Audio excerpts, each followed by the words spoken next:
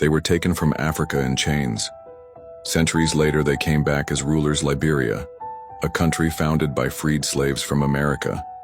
But instead of joining the people there, they built mansions, built parliaments, and built walls. They called themselves Americo-Liberians. They wore top hats, they spoke English, they ruled for over 100 years.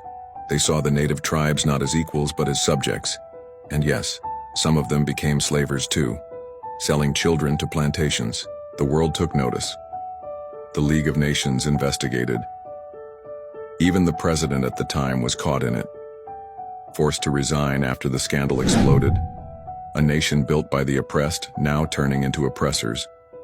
Then came the diamonds, the rubber.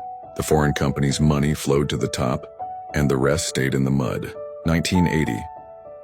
A soldier from the people, Samuel Doe, led a bloody coup, the first indigenous president. At first a hero, then a monster.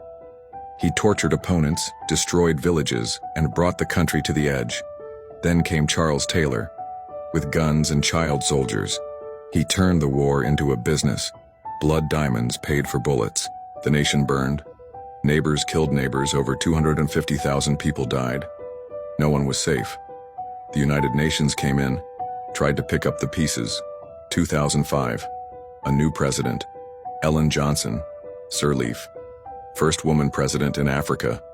A Nobel Prize. Schools reopened, but corruption never left. 2018. A new face, George Weah, from the slums to the Ballon d'Or, from football fields to presidential palace. The people believed again, but money vanished. Services collapsed. Billions disappeared. The youth left, and the silence returned.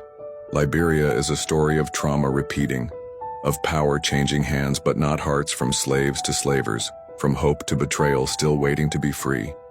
I'm glad that hit the mark. And yes, we can add a closing note of realistic hope without sugarcoating it.